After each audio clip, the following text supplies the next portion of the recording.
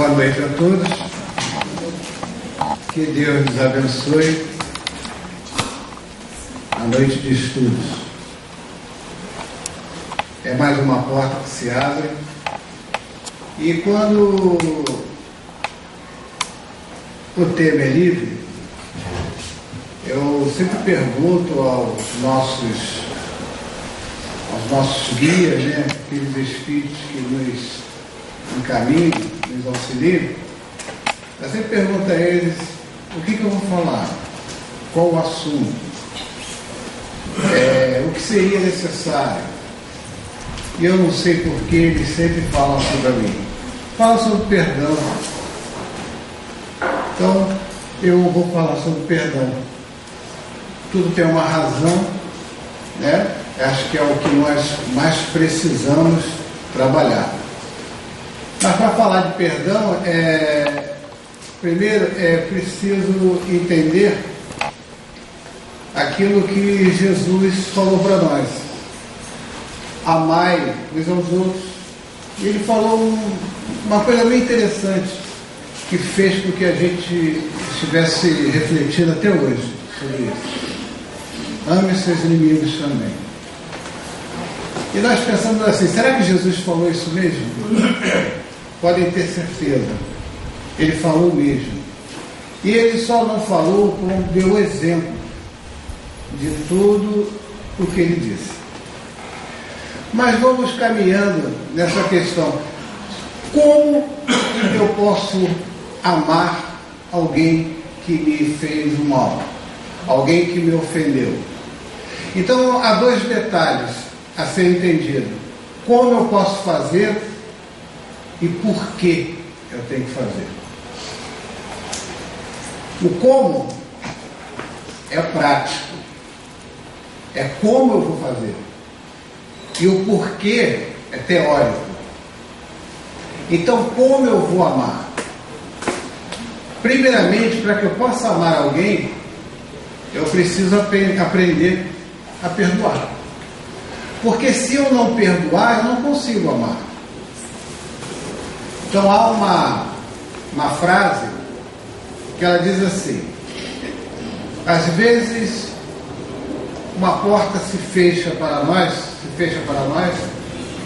e nós ficamos tão angustiados, tão ressentidos por aquela porta ter fechado, que nós não conseguimos reparar a porta que está se abrindo para nós. E é assim quando nós não conseguimos nos libertar das amarras do passado. Nós ficamos angustiados, ficamos ressentidos, olhando aquela porta que se fechou. E nós não conseguimos enxergar as portas. Às vezes não é uma porta, as portas que estão se abrindo.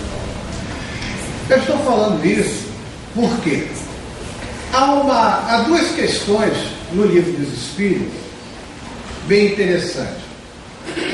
A 886, Kardec pergunta aos espíritos dessa forma: qual o verdadeiro sentido da palavra caridade, tal como Jesus a entendia? Seria muito fácil se ele tivesse perguntado qual o verdadeiro sentido da palavra caridade. Mas aí ele diz assim no finalzinho: como entendia Jesus. Então os espíritos respondem para ele: benevolência para com todos, indulgência para as imperfeições dos outros e perdão das ofensas. Ou seja, eu acho que o nosso calo está aqui, nessa questão. E esse calo ficou na mente de Kardec. Ficou a tal ponto que ele vai para a questão 887 e faz uma outra pergunta aos espíritos. Mas ele queria entender a 886. Ele pergunta na 887: Jesus também disse: amai até os vossos inimigos. Ora, o amor aos inimigos não será contrário às nossas tendências naturais e a inimizade não provirá da falta de simpatia entre os espíritos? Olha só que... Mas sabe, então eu queria entender a 886, porque no final da resposta eles botaram ali, perdão das ofensas. Ele queria entender esse perdão das ofensas e faz essa questão, e provoca uma outra questão, falando sobre a questão do amor aos inimigos. E os espíritos responderam: sem dúvida, não se pode ter pelos inimigos um amor terno e apaixonado. Não foi isso que Jesus quis dizer. Amar os inimigos é perdoar-lhes e lhes retribuir o mal com o bem. Assim procedendo, tornamo-nos superiores a eles, ao passo que, pela vingança, nós nos colocamos abaixo dele. E aí Kardec entendeu. Na realidade, os espíritos, quando falou perdão das ofensas, eles não haviam dito perdoai os ofensores. Ele fala assim, perdoa as ofensas. Então nós colocamos assim, bom, eu tenho que ser benevolente, eu tenho que ser bom, eu tenho que fazer o bem. E essa benevolência, né, ela vem através de quê? De uma caridade, de um bem ao próximo, que ela pode ser essencial e pode ser moral. Tá? Essencial é aquela caridade material, aquela em que a gente, né, nutre a necessidade de alguém em determinado momento, a falta de alguém em determinado momento. E a caridade moral é aquela que nós costumamos dizer que abrirá as portas do céu para nós. Tá? Eu me lembro de um companheiro que ficava na porta do centro, lá no céu, onde eu trabalho, e ele ficava ali pedindo esmola. E toda quarta-feira, um companheiro vinha para a sessão, na parte da manhã, na primeira sessão, e dava R$1 para aquele companheiro. Toda quarta-feira era sagrado, ele dava R$1 para aquele companheiro. Mas um dia, por alguma razão, quando ele chegou perto daquele companheiro, ele não tinha R$1. Ele esqueceu, ou deve ter gasto, ou ficou com o dinheiro inteiro, alguma coisa assim parecida. E ele ficou tão chateado com aquilo, dele não poder ajudar, né, aquele amigo que já há muito ele fazia, que ele se desculpou. Ele disse assim, companheiro. Mas quando ele disse companheiro, ele colocou a mão do ombro daquele mendigo e falou assim, companheiro, você me desculpa, mas hoje eu não tenho R$1 para te dar.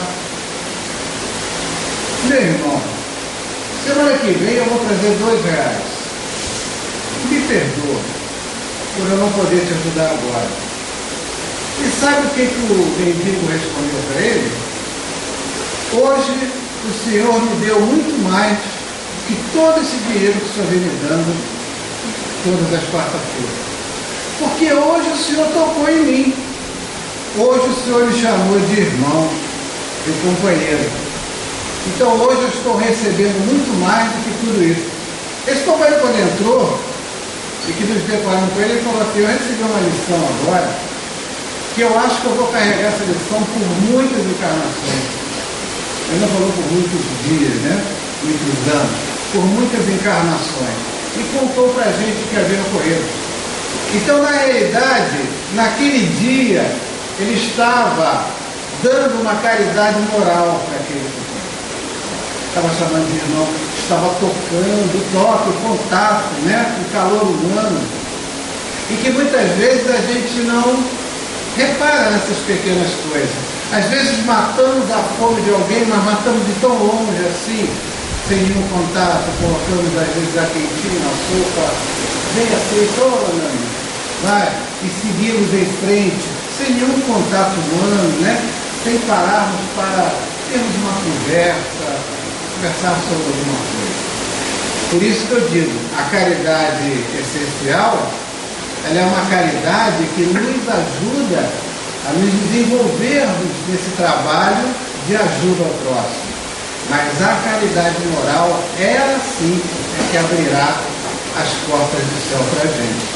Então Kardec ele começa a analisar sobre essa questão. Então, na realidade, eles não falaram perdoar os ofensores. Eles falaram perdoar a ofensa. Por quê?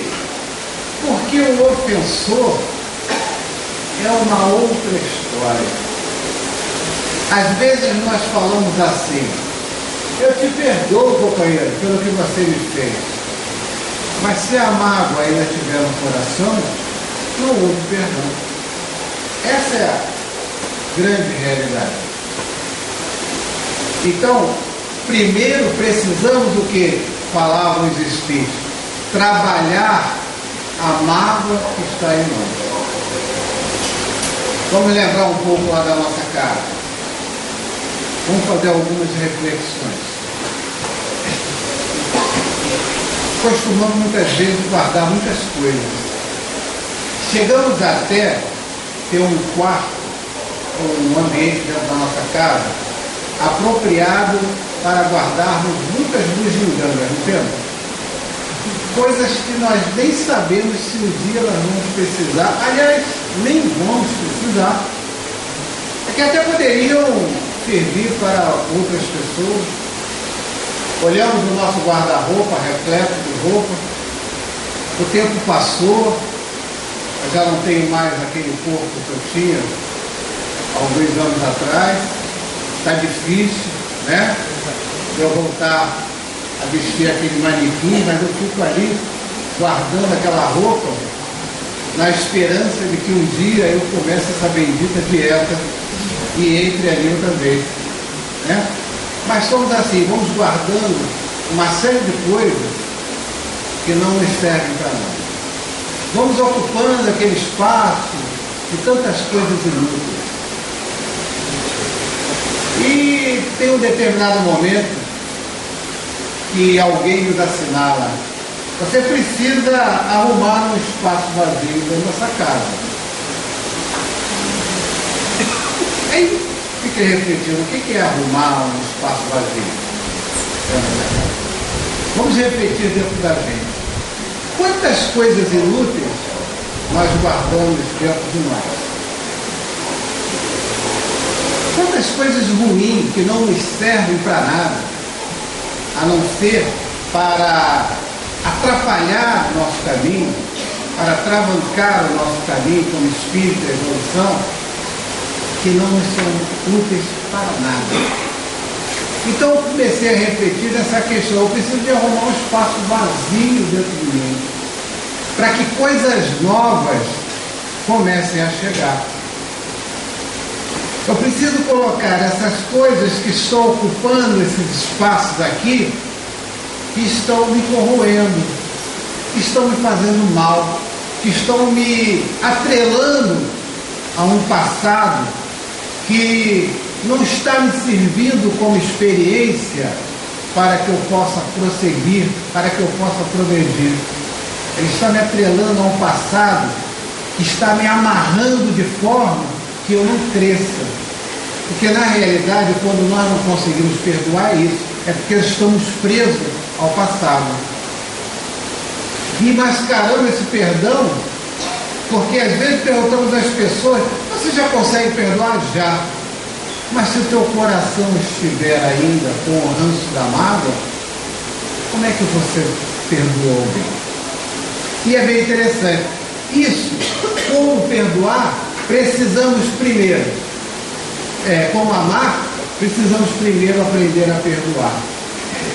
E Joana de Ângeles, no livro Amor Imbatível de Amor, ela é divina quando ela nos explica como devemos amar, aprender a amar. Então ela dá uma formulazinha. Nós aprendemos assim: ama a Deus sobre todas as coisas e ama ao próximo como a ti mesmo. Seria muito fácil se não colocasse esse ao próximo como a ti mesmo. Seria muito bom se fosse ama a Deus, né? E diríamos que eu amo a Deus e amo o próximo.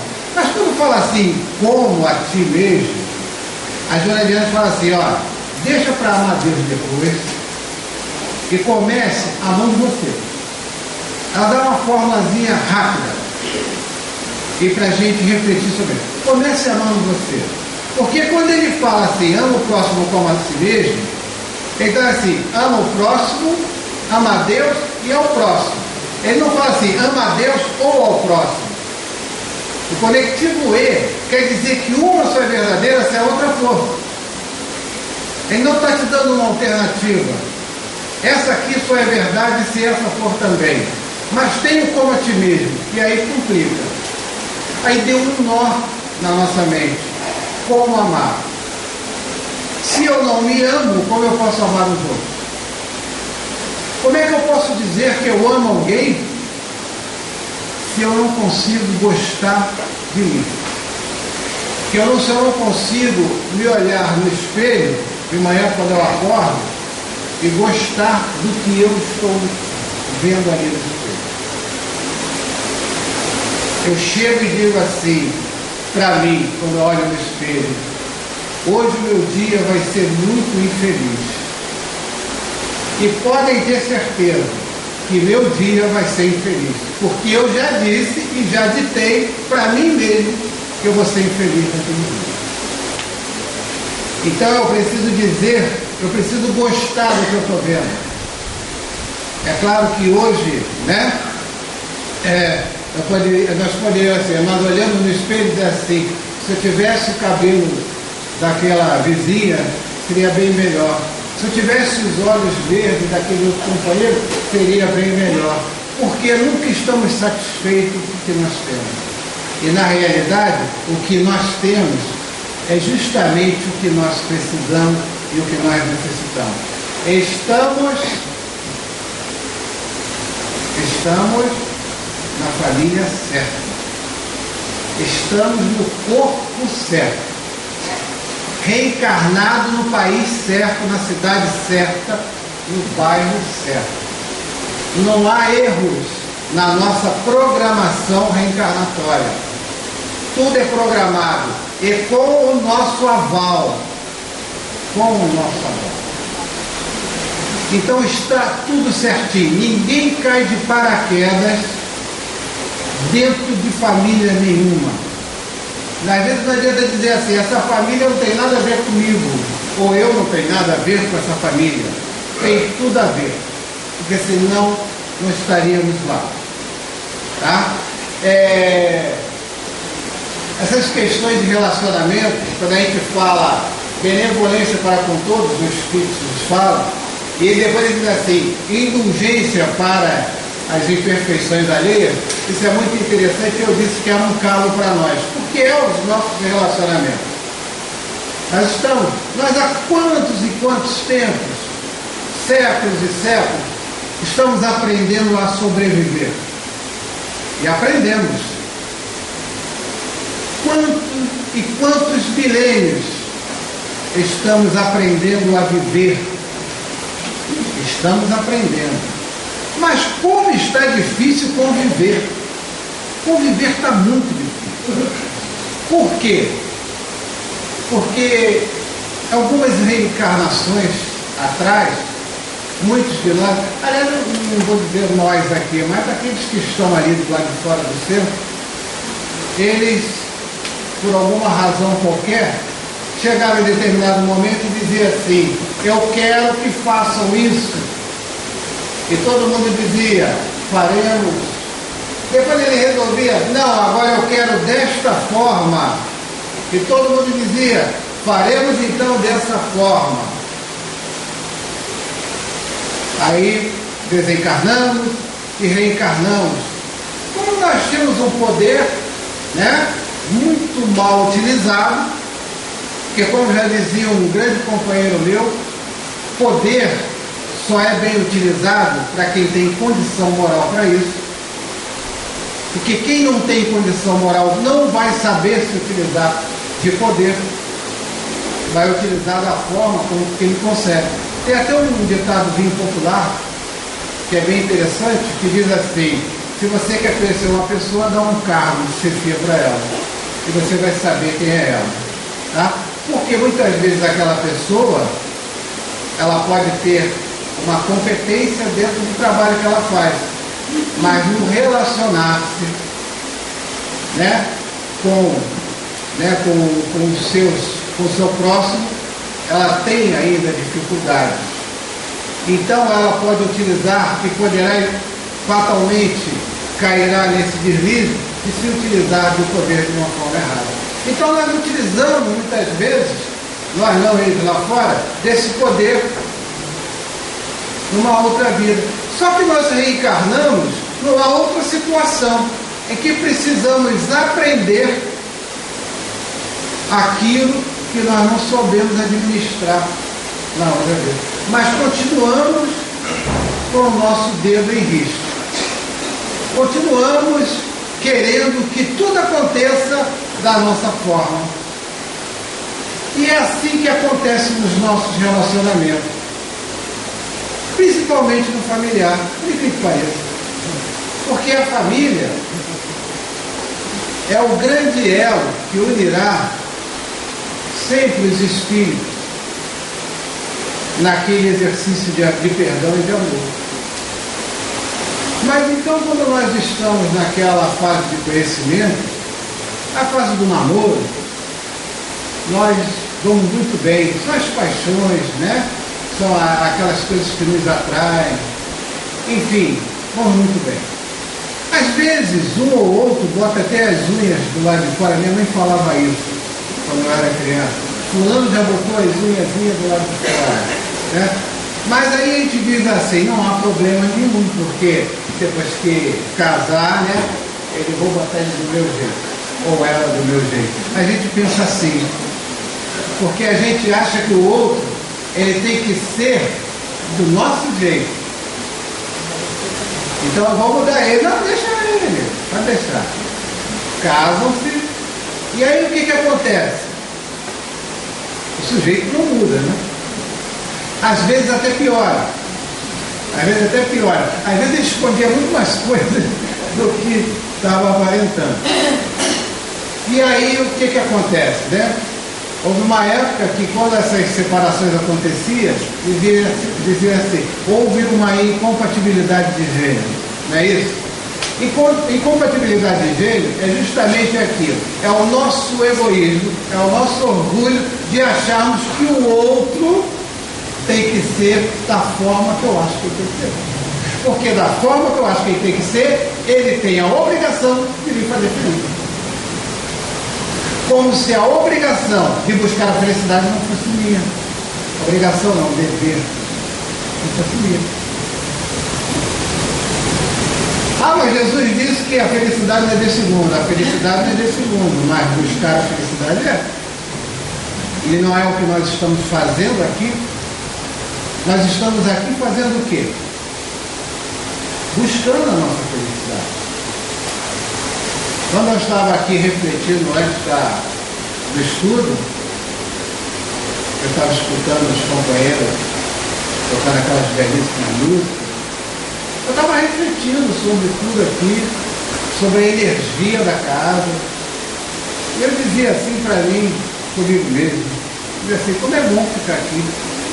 Muito bom, energia muito boa, saudável.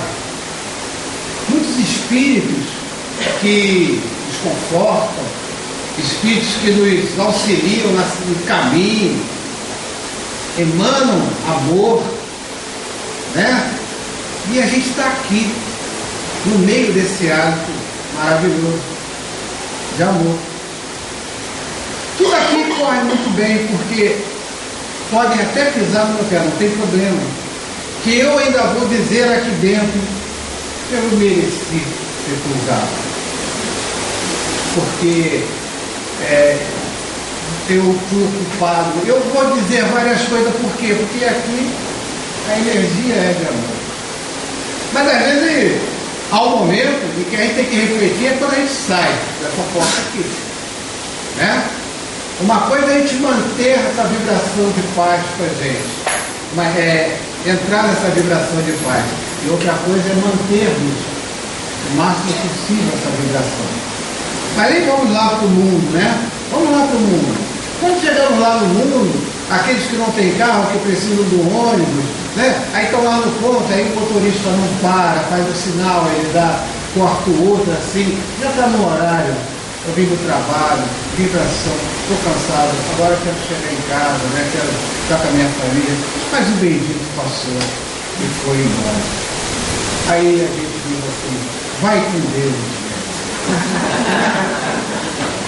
Cuidado que você vai com Deus, eles diziam ao companheiro, cuidado que você vai com Deus. Tá? Porque muitas vezes a gente, todo aquele passe, toda a energia que esses espíritos, né? Todo esse trabalho que a gente pensa que é fácil, né? Mas não é fácil não, tá? Porque nós estamos aqui, quantos estão no pensamento assim, como é que eu vou fazer para pagar aquela conta amanhã? Como é que eu vou resolver o problema do meu filho na escola que eu fui chamado lá para falar para a diretora?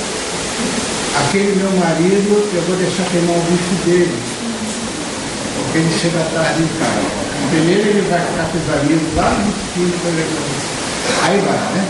Aí a gente começa, né, a pensar, muita gente está pensando, os espíritos estão fazendo um sacrifício tremendo para harmonizar a gente, para que a gente possa sair um pouco melhor sempre daqui, refletindo sobre as coisas que estão sendo trazidas por eles. Não é por mim? Ou vocês acham que eu estou aqui sozinho? Não. Então, todo esse trabalho de benevolência, de indulgência, de abnegação e de devotamento é um trabalho insano que a gente não tem conta. Bezerra de Menezes diz assim, se vocês soubessem quantas horas antes começa um trabalho de desobsessão, ele falou no mínimo 40 horas antes do trabalho ser executado materialmente. Aqui, 40 horas antes eles já começaram a trabalhar, fazendo uma série de coisas. E a gente não se dá conta disso. Então todo esse trabalho que eles fazem, muitas vezes ali no portão, nós deixamos que é esse trabalho de aprendizado, de harmonização. Então quando nós não conseguimos que o outro seja da forma que eu acho que ele tem que ser, isso me amargura. Então são aqueles vestígios, aquelas coisas horríveis, se tornam inimigos. Entendeu? E quando na realidade não viemos para isso, viemos para aprender a conviver. Mas aí eu tenho que aceitar a dificuldade do outro. Porque eu acho que eu não tenho dificuldade nenhuma. Aliás, vocês já viram alguma dificuldade em mim? Já viram? Às vezes falam assim, eu gosto muito do Carlos Alberto, ele é tão bonzinho, ele é tão legal. Leva o Carlos Alberto e fica lá um mês com ele, lá na sua casa. E você vai conhecer o Carlos Alberto mais de perto, mais intimamente. Aí tu vai dizer assim, olha, uma vez, é engraçado se não tivesse me deixado tão constrangido na época. Eu quando comecei a fazer palestra, aliás, palestra não estudos, palestra do estudo novo, do Gerson, eu faço estudo, são mais oradores mesmo, né? Mas uma vez, quando eu comecei, um dia eu chamei a minha esposa para assistir a minha palestra. Vai lá, me dá uma força. Ela, tá bom. Ela sentou lá na auditória e ficou lá assistindo a palestra. Eu me lembro, na época, o assunto. Mas ela ficou lá. Quando viemos embora, no carro, eu fiz aquela pergunta que eu não deveria ter feito. O que você achou, né? Estava bem? Eu estava vendo ali na tribuna o homem que eu casei. Na tribuna, ali está o homem que eu casei. Ou seja, em casa não era. Nunca mais, também nunca mais chamei ela. Mas é uma realidade. Ainda nós vivemos muito na hipocrisia, que faz parte do nosso aprendizado. O professor José Jorge, já desencarnado, ele dizia uma coisa bem interessante: o hipócrita, de tanto ele fingir que é bom, um dia ele acaba ficando bom. Ele cria um automatismo, ele cria o hábito de ser bom fingindo. E um dia ele acaba fazendo bem, porque automatizou aquilo. E não somos nós. Nós somos assim também. Nós estamos fazendo o que aqui? Automatizando essas coisas. Aí a gente, uma vez eu estava dirigindo uma educação mediúnica, um trabalho que eu fazia num outro centro, e as pessoas lá estavam no livro dos médios, faziam um trabalho muito bonito. E um dia uma pessoa estava muito triste. E ela disse assim para mim: Carlos, eu tenho uma coisa para falar, mas eu não sei como é que eu vou falar para você. Eu falei: então diga, nós estamos aqui para isso, para conversarmos. Olha, aconteceu um problema comigo, eu senti raiva. Eu falei: foi, eu senti raiva. E eu não posso sentir raiva, porque agora eu sou espírita. Meu Deus, eu fiquei pensando, como é que eu vou falar para ela que eu também sinto? Mas a raiva, filha, ainda é uma coisa muito nossa. Sabe por quê? Porque quando a gente vê alguma coisa que vai de encontro com a nossa justiça humana, né? Às vezes nós sentimos raiva mesmo. Às vezes a gente não se depara assim com uma notícia na televisão, na rádio, que deu uma raiva, ou com alguém fez alguma coisa que foi injusto, né? Você viu, mexeu com aquela justiça humana nossa, você sentiu raiva, você diz assim: ih, eu estou com raiva.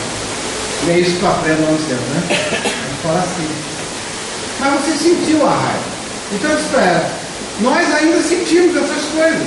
Nós estamos justamente trabalhando com isso. Então tu acha que nós estamos aqui trabalhando educação mediúnica para quê? Porque fomos eleitos de Deus? Não fomos eleitos de Deus. Aliás, uma vez o Chico, ele falou com o Dona Ivone: Dona Ivone, por que há tanta discórdia entre os espíritas? Tanta perseguição entre os espíritas? Os médios perseguem os outros. Enfim, há muito ciúme. O que o doutor Bezerra de Menezes, sabe que ele já falou alguma coisa para a senhora sobre isso? Ela falou já. Ele falou para mim não me esquecer que os espíritas, os espíritas de hoje são os delinquentes do passado.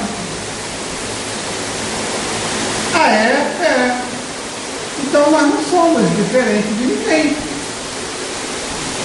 Tem um detalhe: uma coisa é você ignorar e outra coisa é você não ignorar mais.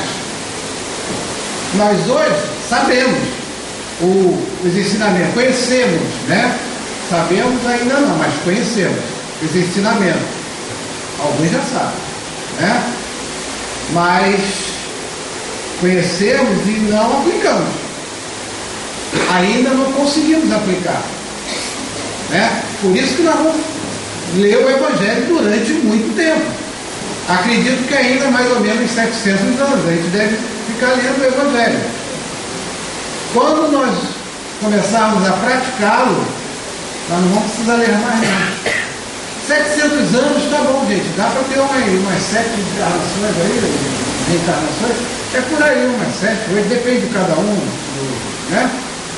Olha quanto tempo nós ainda vamos precisar ler para começarmos a praticar. Quantas vezes nós estamos na oratória falando e aquilo está dizendo assim: está vendo? Essa lição é tua. Porque quem estuda a lição é o grande necessitado. Essa lição é porque o médium muitas vezes ele acha que quando a mensagem vem para ele, que essa mensagem é para os outros. Mas a mensagem veio por ele. Primeiro é para ele e para os outros. Mas às vezes as pessoas falam assim: fulano falou lá na palestra, olha, mas ele falou para mim. Ele falou para mim. Às vezes somos até mais complicado. A gente diz assim, a minha vizinha devia estar ali escutando, né? O meu marido devia estar aqui, escutando, porque ele estava falando de perdão, de convivência, né? Ele devia estar aqui. Mas engraçado, eles não estão. Quem está aqui? Somos nós.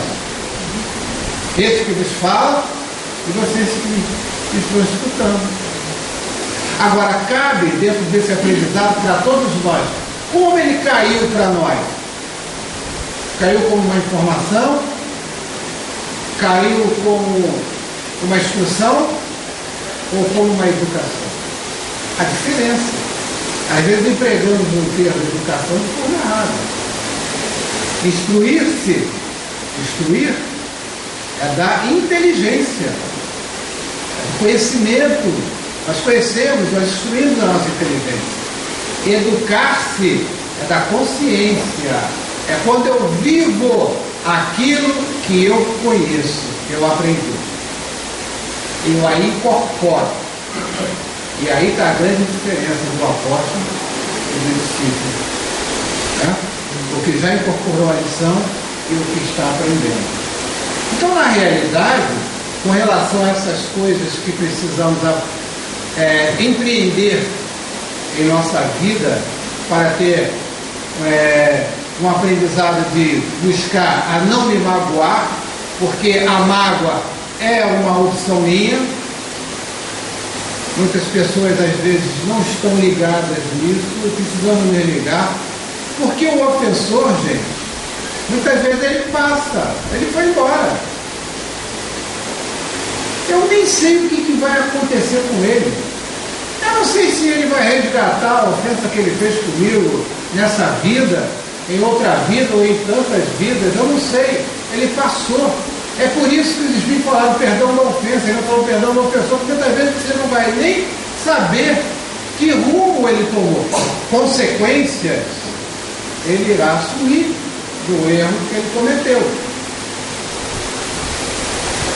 Mas essa questão de eu ficar na arquibancada esperando a lei do retorno para ele, isso não, porque a gente aí diga assim, não, que Deus dê a ele segundo as suas obras. Às vezes a gente fala assim, querendo colocar na mão de Deus aquilo que a gente tinha vontade de fazer com o outro. Então a gente quer que Deus faça. Só que justiça divina e justiça humana são duas coisas que têm muita diferença. Porque nós não podemos esquecer que todos nós somos filhos de Deus. E ele faz chover, ele faz o sol brilhar para os bons, para os maus, para os justos, para os justos. Todos são filhos. Então nós vamos ver. Agora, a mágoa foi a opção minha. Porque eu que resolvi ficar com ela. Ressentimento é opção minha. Ódio é opção minha. Tá? Rancor, tudo isso sou eu que resolvi dizer assim, que eu quero ficar magoado. Aí os espíritos vão lá e falam para a galera, perdoe as ofensas, ou seja, trabalhe isso em você, arranque isso de dentro de você. Mas arranque de uma forma sábia. Hermano do Fogo fala uma coisa bem interessante para a gente, que a gente tem, por norma, quando nós estamos com os nossos rancores, nossas mágoas, e que a gente quer reformar esses sentimentos, a gente quer arrancar eles de dentro da gente, né? É uma coisa complicada. Ela fala assim, nós temos tantas coisas boas que estão hibernando dentro de nós, por que não fazer essas coisas boas que estão hibernando florescer? Automaticamente elas vão tomando conta daquelas coisas ruins que estavam nos causando antes. Entendeu? Então ela desenvolva. O que a gente hoje está fazendo? Não é trabalhando a desenvolver essas coisas? O caminho é árduo? O caminho é árduo. Por quê? Porque lá na lei natural, naquela primeira pergunta, o próprio Espírito nos responde, o homem só sofre quando ele se afasta da lei de Deus. Quando eu me afasto da lei de Deus, eu não sou castigado. Eu não sou. Isso é uma questão de justiça, mas eu tenho que aprender a fazer o certo. É por isso que eu tenho que entender muitas vezes porque eu sofro. Muitas vezes porque aquele companheiro, aquela companheira está ali, ó, no mesmo seio familiar. Por que eu tenho que desenvolver em mim aquela sustentação da escolha que eu fiz? Se eu escolhi traçar o caminho do bem, como nós estamos escolhendo agora, eu tenho que sustentar isso. E isso não é fácil, porque as tentações do mundo tentam nos arrastar. Olha, quantas vezes, só para ter uma ideia, eu tinha um trabalho que eu realizava numa casa, que esse trabalho, justamente os dias do meu trabalho, a hora que o Brasil jogava na Copa do Mundo, não sei de que ano. Olha, não é brincadeira, não é um trabalho muito sério, é um trabalho de passo futuro. E se vocês vissem a quantidade de médicos que aparecia no dia a dia no Brasil, era uma coisa. O doente, ele vai, gente. Quem está doente, quem está enfermo, ele vem buscar conforto, consolo, ele vai. O guia vai. Os orientadores da casa vão. Só quem não vai é o médico, porque aqui junto do Brasil. O médico não vai. Então, está vendo que às vezes, num pequeno detalhe, no último capítulo de novela, né? Uma decisão de um Flamengo e Vasco muitas vezes nos tira, nos arrasta de uma escolha que a gente fez. Não vem? A gente vai dizer assim, não, mas vai ter outros trabalhos. Né? Só que o guia ficou lá esperando. O paciente foi também. O espírito que ia ser tratado também foi. E ficou injuriado, porque ele ia ser tratado ali e o que eu vim fazer aqui que nem o médico apareceu. Então por quê? Porque precisamos sustentar essas escolhas. E quando a gente faz uma escolha no bem, quando a gente faz uma escolha de reformarmos essas coisas, essas dores que nós carregamos, é difícil sustentar isso. Então precisamos ter perseverança. Não podemos desanimar. Vocês já imaginaram Jesus desanimado? Jesus no Sermão da Montanha. Bem-aventurado.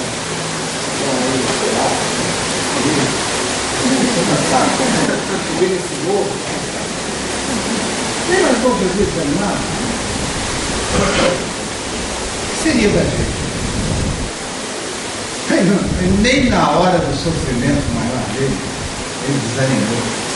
Nem na hora do maior sofrimento dele, ele abaixou a cabeça dele para os inimigos do cristianismo.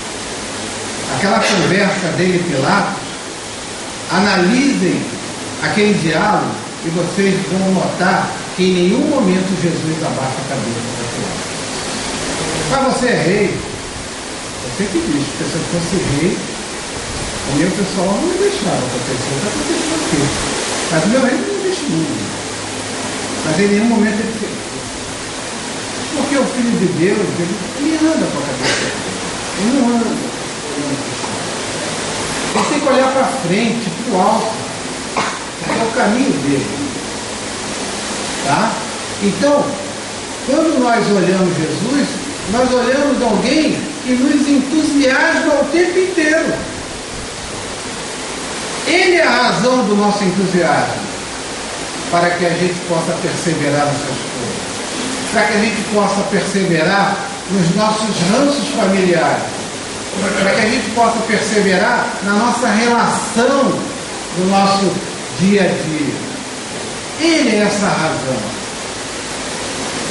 Precisamos criar raízes profundas. Precisamos não aceitarmos mais provocação. Nós aceitamos provocação o tempo inteiro. Houve uma época tão interessante que queria me provocar eu estar dirigindo no trânsito no Rio de Janeiro. Eu ficava altamente provocado, porque eu ficava... Aí teve um dia que eu falei assim, acho que eu não vou dirigir mais não, porque ou eu ajeito esse negócio, ou eu vou ter que fazer um trabalho de tolerância com todas essas coisas que acontecem. Mas era muito difícil para mim. Isso era um trânsito. Em casa, muitas vezes, né? Quando um, por alguma razão, levantava a voz, né? Já não admitia. Enfim, né?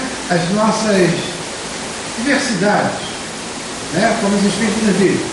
O dia que o homem conseguir viver com a diversidade alheia, ele será regenerado. É o dia que ele conseguir conviver com a dificuldade do outro. Tá? Ele vai ser regenerado.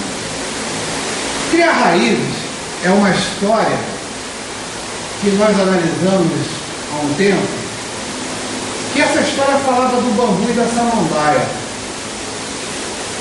São duas coisas lindas na natureza. E um amigo, certa vez, ele queria se suicidar. Ele estava desiludido com o seu trabalho, ele estava desiludido com o seu amor, ele estava desiludido com a vida, se desiludiu em geral. E vou dar cabo da minha vida, não quero mais saber disso.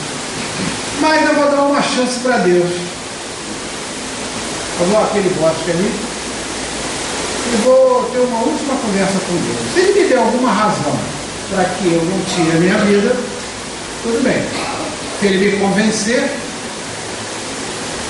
e fui lá ter ele, eu com Deus, lá no bosque. Ele está lá. Deus, me dê uma razão para que eu não cometa o suicídio. E Deus fala assim: olha a sua volta. Repare as samambaias dos bambus. E era um bosque lindo, um florido, samambaias, uma coisa linda. Quando eu semeei esse bosque, eu semeei a samambaia, eu semeei o bambu. Eu dava luz, dava água, dava amor, e as samambaias, meses depois, começaram a florir. Mas os bambus não. Mas eu não desisti do bambu, não. Eu continuei dando luz, dando amor, dando água ao bambu. E as samambaias, né? Mais um ano assim, as samambaias floriam cada vez mais lindas. Mas o bambu, não. Mas eu não desisti do bambu, não. Continuei dando amor, dando bambu. Segundo ano, mais samambaia. Terceiro ano, mais samambaia. E aí eu vi florindo todo o bosque. Mas eu não desistia do bambu. Continuava semeando o bambu. 5 anos depois, saíram os primeiros brotos de bambu. 6 meses depois, os bambus atingiam quase que 50 metros de altura. Uma coisa maravilhosa. Sabe o que acontecia enquanto as samambaias floriam? Que a samambaia tem um propósito na natureza, assim como o bambu também. Mas enquanto elas floriam mais rapidamente, os bambus criavam raízes. Iam aprofundando raízes, iam fincando-se na terra, criando base sólida. Porque quando eles atingissem a sua altura máxima, eles precisariam de uma boa base. Então eles criavam raízes. Então, meu filho, o que está acontecendo contigo agora é que você está criando raízes. Todos nós estamos criando raízes, assim como os bambus. Samambaias vão florindo, mas as nossas raízes nós precisamos criar. Todo esse trabalho que acontece agora é um trabalho de criação de raízes profundas, porque não há mais tempo para a gente ficar parado achando que eu tenho uma outra encarnação. Aí diz o Espírito assim: vocês adoram encarnar porque vocês cometem os mesmos erros todas as encarnações, então vocês gostam muito de reencarnar. Então a gente precisa aproveitar tudo isso. Então esse trabalho de reforma é justamente isso. Por que eu tenho que aceitar provocações? Isso quer dizer o quê? Eu preciso trabalhar paciência. Ser paciente. Madre Teresa de Calcutá fala uma coisa interessante, falou uma coisa interessante, deixou isso assinalado para a gente, quando ela disse que era muito fácil a gente amar o próximo que está distante. Difícil mesmo é amar o próximo que está dentro da nossa casa. Ela disse isso. Dar amor, né? Sustentar essa coisa boa do bem com aquele que está realmente próximo da gente. Porque a gente às vezes procura o próximo não sei aonde. Mas o próximo está próximo mesmo, ele não está longe.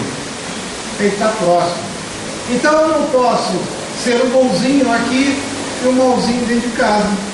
O tirano dentro da minha casa. Eu tenho que trabalhar isso na minha encarnação. Eu tenho que, quando desencarnar, eu tenho que desencarnar melhor. Eu não posso desencarnar pior do que eu cheguei. Para isso nós reencarnamos. Uma vez perguntei numa aula, eu perguntei assim, por que reencarnamos? Aí alguém deu isso assim, para pagar dívida. Quê? Como se a reencarnação fosse um banco e ele estivesse nos cobrando não sei quantas promissórias que a gente ficou devendo. A gente encarna para pagar dívida. Eu não tenho dívida para pagar. Eu tenho aprendizado para fazer. A cada dia que eu acordo, que eu me levanto, eu recebo uma folha em branco para mim. Uma folha em branco, sem nada escrito nela. Essa folha em branco é justamente para que eu reinasse e passe ali o meu rascunho do dia anterior.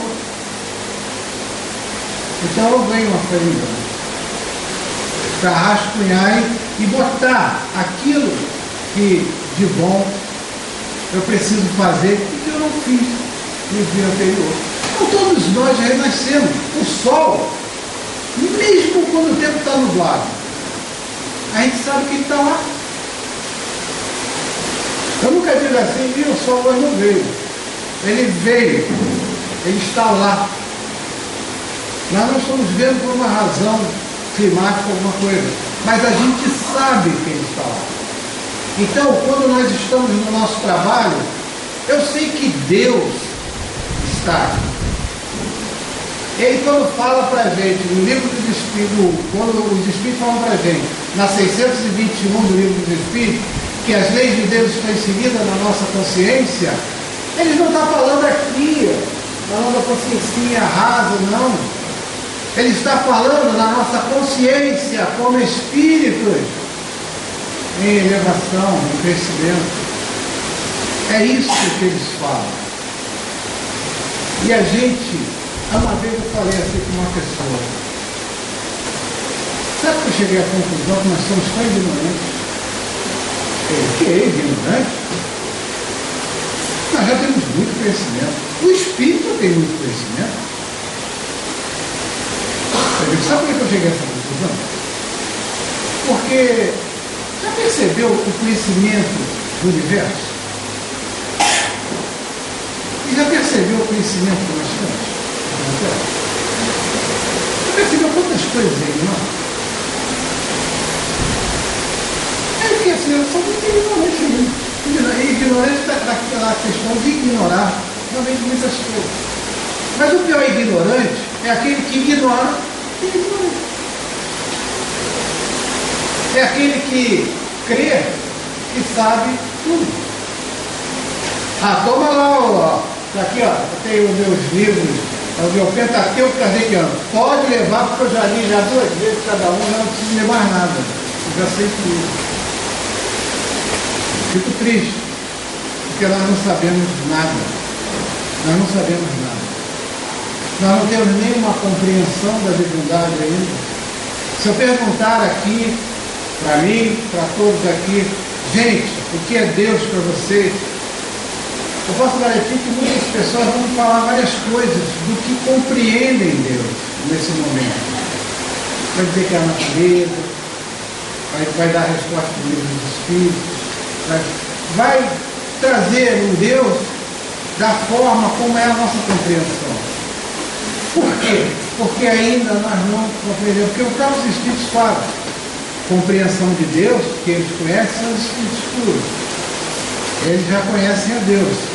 Os superiores já o compreendem muito bem. Então, nessa lição de hoje, que nós estudamos, é uma lição que a gente pode lembrar de Chico Xavier, quando foi perguntado a ele por que o perdão ainda era tão difícil para nós. Ainda era uma virtude muito difícil. E Emmanuel, através de Chico, responde que o perdão ainda é a virtude mais difícil de ser alcançada por nós. Mas ele diz uma coisa bem interessante: mas aquele que já consegue perdoar, esse já consegue administrar a sua vida da melhor forma possível. E Emmanuel ainda disse mais, e nós vamos também lembrar que Jesus deixou esse exemplo para o fim, para o momento derradeiro, para marcar as nossas consciências a fogo com relação a perdoar. Vamos ter que cair muitas vezes ainda. Vamos ter que limpar nossos corações, vamos ter que fazer uma catarse profunda dos nossos pensamentos, dos nossos sentimentos, mas esse é o caminho do Espírito. E que Deus nos abençoe a oportunidade disso.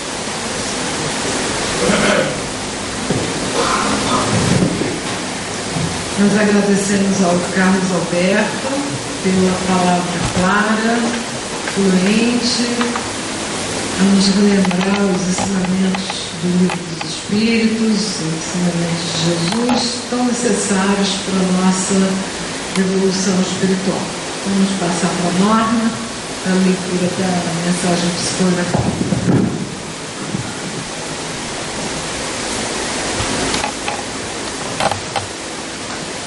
Amigo irmão, este é um recado ao teu coração. Tens uma atividade intensa e tua vida, em virtude do trabalho que executas, é muitas vezes atribulada. Tens realizado o que na linguagem comercial chamam de bons negócios, fechar negócios.